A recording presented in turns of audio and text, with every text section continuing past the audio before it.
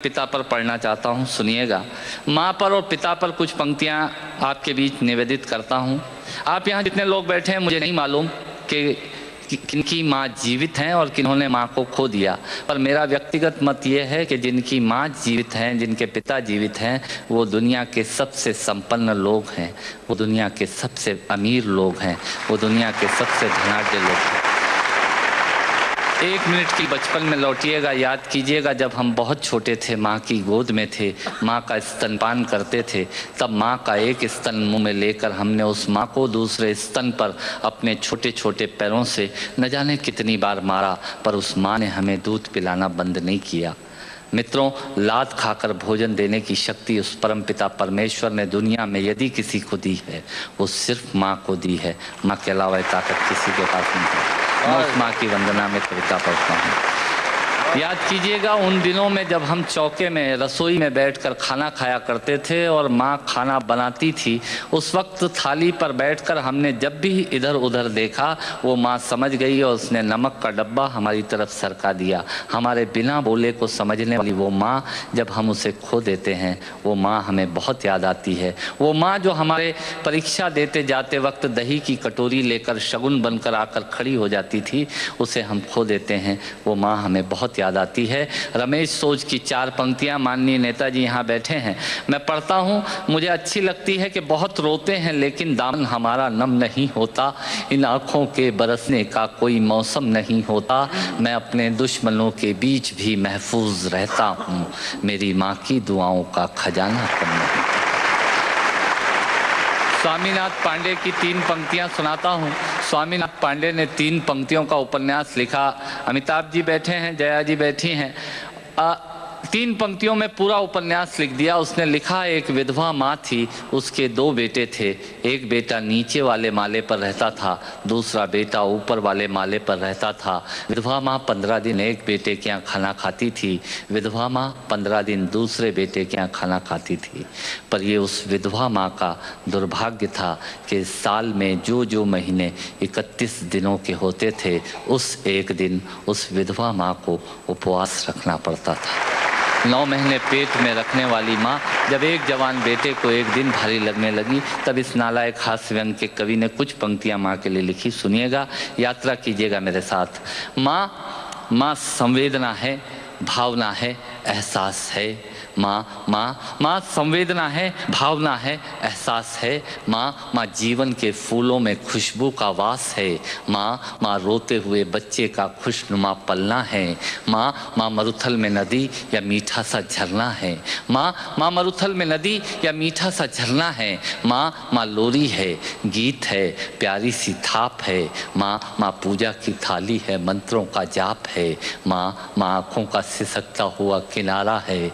माँ गालों पर पप्पी है, ममता की धारा है।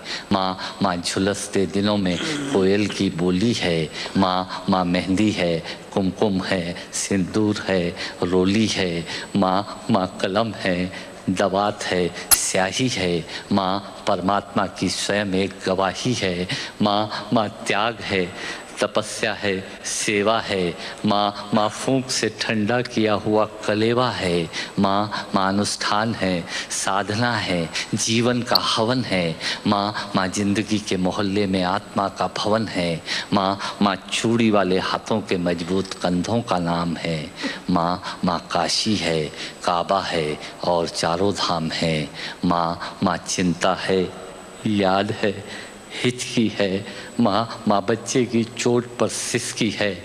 माँ चूल्हा, धुआं, रोटी और हाथों का छाला है। माँ जिंदगी की कड़वाहट में अमृत का प्याला है। माँ पृथ्वी है, जगत है, धूरी है। माँ बिना इस सृष्टि की कल्पना अधूरी है। तो माँ की ये कथा अनादि है, ये अध्याय नहीं है, और माँ का जीवन में कोई पर्याय नहीं, और माँ का जीवन में कोई पर्याय नहीं है। तो माँ का महत्व दुनिया में कम हो नहीं सकता, और माँ जैसा दुनिया में कुछ हो नहीं सकता। माँ जैसा दुनिया में कुछ हो नहीं सकता। तो मैं कविता की ये पंक्तियाँ माँ के नाम करता हूँ। मैं दुनिया की सब माताओं को प्रणाम करता हूँ। पर कहा साहब के बिना पिता के माँ का अस्तित्व नहीं होता। किसी ने शेर कहा कि पक्के फल पेड़ों से रिश्ता तोड़ जाते हैं और अपाहिज बाप हो जाए तो बेटे छोड़ जाते हैं। पिता जब पुत्र को बाजार में ले जाता है और जेब में 50 रुपए होते हैं और बच्चा 200 रुपए के सामान को खरीदने की जिद करता है, उस वक्त एक पिता की विवशता और बच्चे की जिद, इसके बीच के एहसास में खड़े होकर पंक्तियां सुनिएगा। पिता क्या होता है। अमिताभ जी आपको समर्पित करता हूँ। अमर सिंह जी बैठे हैं। पिता जीवन है, संबल है, शक्ति है। पिता सृष्टि के निर्माण की अभिव्यक्ति है। पिता अंगुली पकड़े बच्चे का सहारा है। पिता कभी कुछ खट्टा कभी खारा है। पिता पालन है, पोषण है, परिवार का अनुशासन है। पिता धौंस से चलने वाला प्रेम का प्रशासन है। पिता रोटी है, कपड़ा है, मकान है। पिता छोटे से परिंदे का बड़ा आसमान है।